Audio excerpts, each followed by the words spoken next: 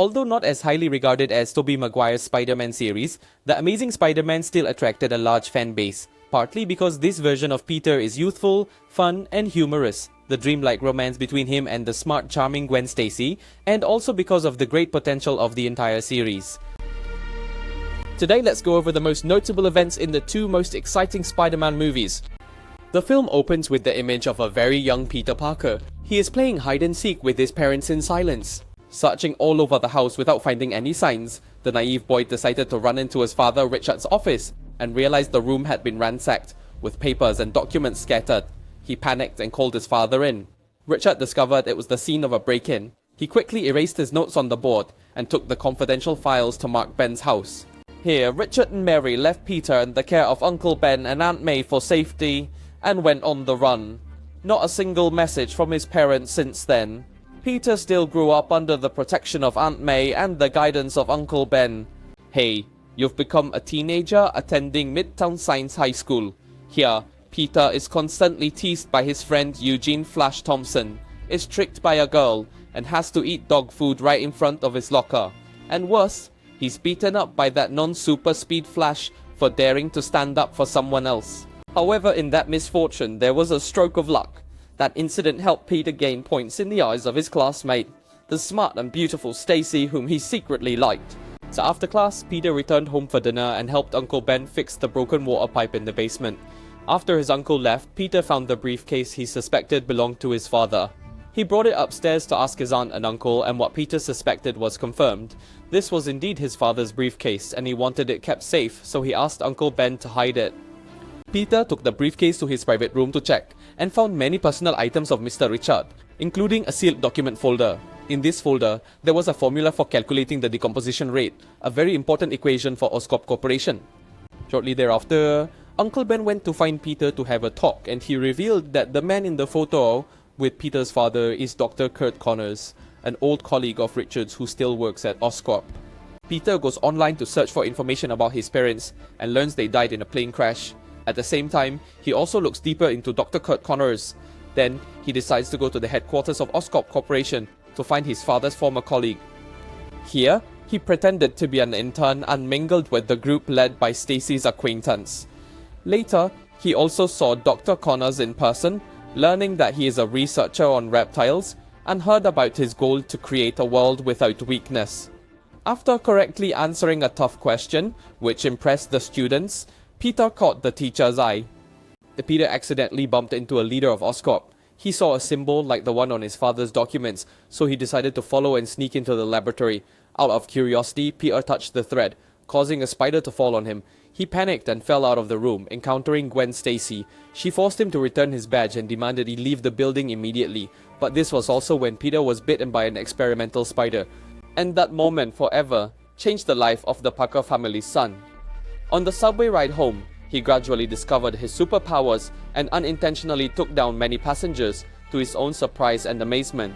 At home, he couldn't control his power and continued to destroy the bathroom fixtures. Frightened by his own strength, Peter searched online for symptoms of a spider bite, but found nothing significant. Therefore, he went to Dr. Connor's private residence and revealed he was Richard's son. There, he rewrote for him the decay rate formula and was invited to Oscorp Tower in the near future. Returning to school, thanks to his abilities, Peter humiliates Flash right on the field and even breaks the basketball hoop. This caused him to invite Uncle Ben to the school to have tea with the board of directors, making Uncle change his work shift. As a result, Peter was assigned the task of picking up Aunt May. After school, he went to the Oscorp Tower to help Dr. Connors create a serum from the formula for calculating the decomposition rate, so he forgot the task Uncle Ben gave him. Peter returned home late, was made to apologize to Aunt May by Uncle Ben, and was taught a lesson about responsibility from his father's principles. Accidentally, this hurt the young spider's feelings, and he angrily stormed out, causing Uncle Ben to run after him. Peter went to a convenience store to buy milk but was short on a little money, and the cashier kicked him out. He had no idea that the person behind Peter was a thief. After watching the thief empty all the money from the counter, the man ran out and asked Peter for help, but he refused, thinking it wasn't his business. However, the thief encountered Uncle Ben, and during a struggle, he fired a shot that brought Uncle Ben down in the middle of the street. Uncle Ben! Uncle Ben! Call an ambulance! Someone call an ambulance! Uncle Ben! Returning home, Cy stands for some poorly frida in time, and Peter received the sketch of the suspect from the police and realized that the man in the store was the one who killed his uncle. In a fit of rage, so it can't go reach out. Peter ran throughout New York City to find the person who killed his uncle. After clashing with a group of thugs, Peter fell into a ring and saw a Mexican wrestling poster with a red mask on it. This was the inspiration for Peter to create a mask to hide his identity. Besides the mask, he also designed web shooters from Oscorp's biological cable and an old watch for easier movement. Finally, to maximize flexibility and speed, Peter designed a new suit from synthetic fibers that integrated the web shooters. From here, Peter had for himself a new identity, which is Spider-Man. Although he stopped and captured many criminals in the city, Spider-Man was still seen as a villain by the police, and they chased him more aggressively than those criminals. While Peter continued to roam and act righteously, searching for Uncle Ben's killer, Dr. Connors at the Oscorp building was forced to test a new serum on himself. He did not agree, so he was fired by his superiors. Desperate because he couldn't find the most viable solution, Connors injected the serum into his own body. Although it gave him a new arm, it gradually transformed him into a monster called the Lizard. At the same time, Peter went to Gwen's house for dinner with her family. There, he got into a very heated argument with Gwen's dad about whether Spider-Man's actions were right or wrong. Finally, he decided to reveal to Gwen that he is Spider-Man, partly as an explanation for the strange behavior at the dinner table earlier. Right after that, Peter hears the sound of a police car, and both he and Gwen's father have to quickly go to the scene to catch the criminal. On the bridge, Dr. Connor is transformed into the Lizard and is hunting the person who recently fired him for revenge. But Spider-Man appeared in time to stop him and save Pai's life. After he left, our protagonist saved the boy in the burning car, along with others. At that moment, the police car arrived, and Peter quickly fled the scene to avoid trouble. However, no matter how fast he is, Spider-Man could not avoid the cameras on the bridge. And due to the police's sloppy investigation, he is now wanted by the police. As for Peter, he does not care about the moves from the cops. What he prioritizes is finding that creature and stopping it from harming people that die near. Therefore, he sought out Dr. Connors, a reptile expert, to learn about their weaknesses. After the conversation and discoveries that the mouse Teddy is no longer a mouse, Peter quickly concludes that Curt Connors is the Lizard. He brings this information to Gwen's father, but is given a cold reception. He doesn't believe what Peter says and has Peter escorted out of the office. However, later, Chief Stacy still decided to investigate this doctor himself. On the way home, Peter encountered a group of lizards crawling into a sewer. He followed them to scout and came face to face with the Lizard. In an uneven battle, he luckily escaped thanks to his small size. But his true identity was revealed with the words "property of Peter Parker" on the camera. Covered in dirt, file, info and injuries, he didn't dare go straight to Aunt May's house, but went to a friend's house instead. She wanted Peter to stop being Spider-Man and just be her boyfriend. But he couldn't agree because he believed it was his responsibility to stop the villain he had created. The serum not only transformed Dr. Connor's body, but also eroded his humanity. Therefore, the very next day, he went on to become the Lizard and went to Midtown School to settle the score with Peter. After a while of struggling with each other, the police arrived.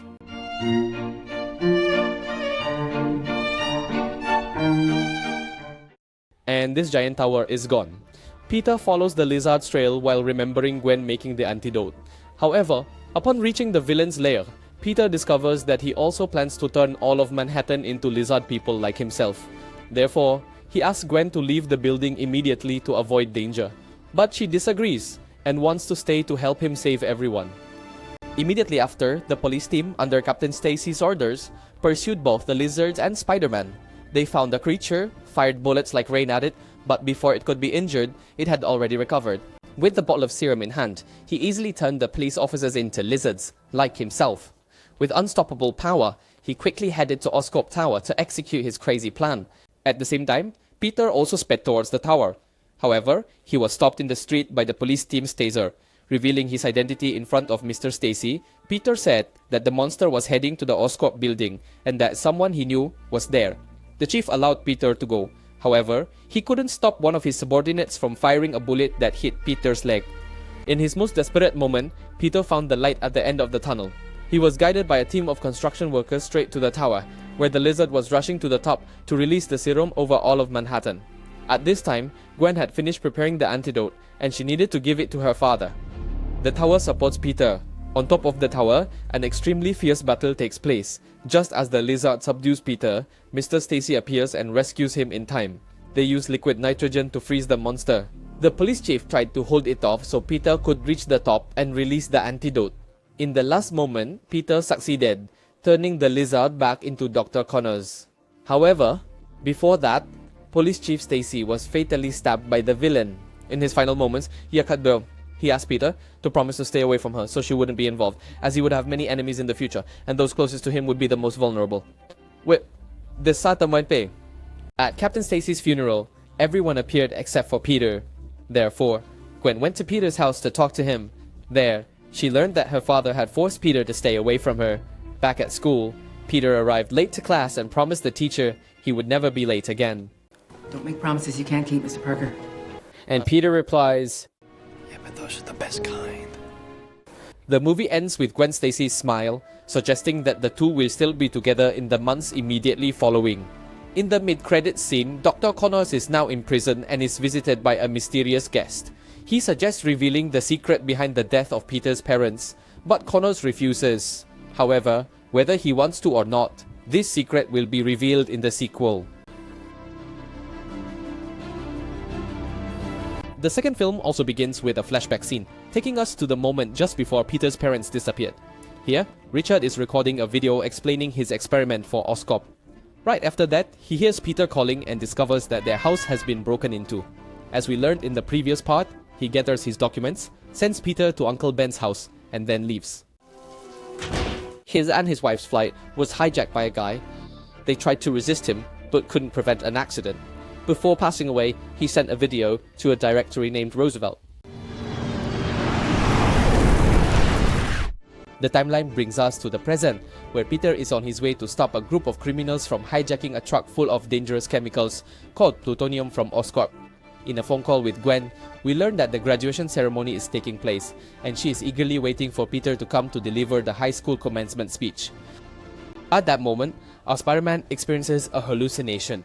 He sees Gwen's father in a police car, reminding him of the promise to stay away from Stacy's daughter that he once nodded to. However, their cutscene again, Peter had a task to complete right in front of him, so he quickly approached the villains. As usual, the moment the police arrived was also when Spider-Man had taken care of the villains and saved many citizens. Notably, among the civilians he saved, there was one who later became quite extraordinary. His name was Max Dillon, who later became the supervillain Electro. Afterward, Peter quickly arrived at the graduation ceremony just in time for when his name was called. He went up to receive his diploma, not forgetting to give the top student in the school a kiss that caught many eyes in the audience. After the ceremony, Peter was invited to take photos with familiar families, but he had to decline because he continued to experience visions of Officer Stacy. When having dinner with the Stacy family, Peter had to admit to her that he couldn't continue anymore. He couldn't remove the image of her father and that promise from his mind. He wanted to end the relationship to keep her safe. Seemingly too tired of a relationship going nowhere, the Stacy family's daughter decided to break up with Peter. Since then, the two began their separate lives. Gwen continued diligently studying and interning at Oscorp, while Peter was still swinging all over the city, cracking down on criminals, saving people, and quietly stepping back to see Gwen more clearly. At this point, Harry Osborn has returned to New York to inherit Oscorp Industries, which his father left behind, knowing he could not survive. He also revealed to Harry that the disease he had is hereditary and that Harry might have already begun showing initial symptoms, like hand tremors. Not only Oscorp, but Mr. Norman also left his son a small device containing the greatest work of his life. After Norman Osborn passed away, Harry unexpectedly became the head of the corporation and chose the young woman Felicity Hardy as his assistant. Just then, Peter Parker came to the house to express his condolences, and the two friends reunited after 10 years apart. During that time, after being saved by Spider-Man, Max gradually developed delusions about his relationship with Spider-Man. On his birthday, he went to work at Oscorp in a very upbeat mood, but was quickly shut down by his superior, who forced him to stay and check the system. Here, Max had an accident and fell into a Neil tank. The vice president of Oscorp wanted to cover up this information and use it against Harry in the future. However, he did not expect that accident to fail in killing Max, but instead turned him into an unlimited living power source. While Max was escaping from Oscorp, Gwen met Peter because she wanted to maintain their friendship and also informed him that she would be moving to England to study abroad. The two had not yet managed to discuss further with that regulation when Peter sensed something was wrong and quickly ran to Times Square, where Electro was seeking a large power source to satisfy his energy thirst. Electro's appearance and behavior terrified others, but Spider-Man was there in time to calm the situation. Subscribe to the Gian Me Go channel so you don't miss exciting videos. Please subscribe to support my channel.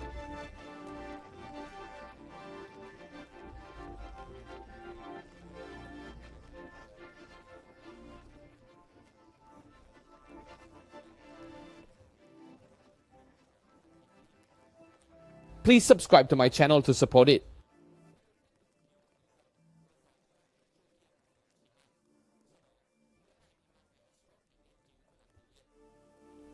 Returning to Harry, symptoms similar to his father's disease began to appear on his body. With information from his father's device, Harry believed that Spider-Man's blood would cure the disease, so he called Peter over to ask his friend to find Spider-Man and further to ask him for blood to save his life. Sachin Tap. However, Peter thinks differently. He believes it is too dangerous after what happened with Dr. Connors. After that, Peter still decided to meet Harry, but this time in the Spider-Man suit. He once again refused Harry with the same arguments as before, then left amidst his friends' despair and even hatred. At home, Aunt May discovered that Peter had always been trying to uncover Mr. Richards' secret. Even though she was very sad and disappointed, she still revealed everything she knew to her nephew. In the end, both of them did not believe that Richard had betrayed Oscorp, but Peter was also too tired and didn't want to dig any deeper. Just when Peter wanted to give up, he discovered the coins inside the handheld computer that his dad had left behind. He went to the Roosevelt subway station and discovered that everything was lost behind the past experiments of his father and Norman Osborn. Accordingly, Oscorp was the real traitor. They fabricated evidence to frame Richard. More importantly, he had implanted his own DNA with the experimental spiders, so without Richard's blood, Oscorp would never succeed. This also explains why, when Peter was bitten by a spider, he was immediately enhanced in strength and developed abilities similar to this species. Meanwhile, Assistant Felicity revealed to Harry about a special project involving the venom of experimental spiders. As Harry was looking into the information, the Vice President of Oscorp arrived and accused him of covering up information about an employee's death. As a result, Harry was dismissed from his CEO position. With the new information gathered about Max Dillon, Harry breaks into Oscorp's research facility and wishes to collaborate with this villain. Harry can deliver Spider-Man to him, while Max will bring him back into the Oscorp building to retrieve the remaining DNA of the test spiders. With Electro's power, the two easily completed the plan. As for this villain, he gained the electricity source of the entire city, while Harry found the location housing the spider's roof and the weapons secretly manufactured by his corporation. After injecting blood poison, Harry's body couldn't resist, and he moved more quickly toward the painful death. In desperation, he found armor capable of self-healing and integrated his body with it. At the same time, Peter received a voice message from Gwen. She informed him that she had been accepted into Oxford and was on her way to England, and that she wanted to meet Peter to say goodbye. Right after getting the message, Peter went to Gwen and told her about his decision to move to England with her. However, just then, Max returned and absorbed all of New York's electricity, plunging the entire city into darkness and chaos. Peter arrives at the power supply point to stop Electro. With some modifications to his suit and web shooters, Spider-Man gains a slight initial advantage. However, since this is the villain's home ground, he fights back fiercely. At Peter's most perilous moment, Gwen Stacy shows up, crashing a car into the villain to knock him unconscious. Peter is temporarily freed. The two plan to fight Electro by using that massive power source to overload him and immediately restore electricity to the city. Joining forces, the duo easily defeats Electro. The city regains power, helping two flights avoid collision, saving hundreds of passengers. Immediately after, Harry, who had now become the Green Goblin, appeared. He discovered the true identity of Spider-Man and wanted revenge on his friend for not giving him blood earlier. He took Gwen and dropped her on top of a clock tower. Peter caught his girlfriend and continued to fight with his close friend. He quickly overpowered the Green Goblin, but the gears inside the clock severed the web between Gwen and she, fell freely onto the top of the tower. Despite his best efforts, Peter could not save his beloved. Gwen died because her head hit the ground too hard. No, please. Months since the death of Gwen Stacy, Spider-Man has not appeared anymore. Not only New York City, but the whole world wonders where the Webb head is, and even Aunt May. Meanwhile, Harry is in prison and is visited by a mysterious guest named Gustav Fierce. The Oracles have found 5 suitable people for the plan against Spider-Man. As we all know, Gustav and Harry are forming the Sinister Six supervillain group. Back to Peter, he wraps up the old memories about his parents, listens to the familiar graduation speech, and turns them into motivation to don the Spider-Man suit that the whole world is anticipating. At the same time, the criminal that Peter prevented at the beginning of the film has escaped from prison. Supported by Harry, he appears with large armor and takes the name the Rhino, wreaking havoc on the streets of New York. That is until Spider-Man reappears and smiles return to the faces of the people.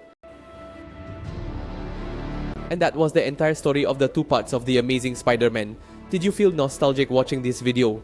Between Tobey Maguire's unlucky Spider-Man and Andrew Garfield's youthful Spider-Man, who do you prefer? If your answer is the youthful Spider-Man, don't forget that Fayfim has a separate video explaining the sudden halt of this promising series. For now, thank you for watching the entire video and see you next time. Bye bye.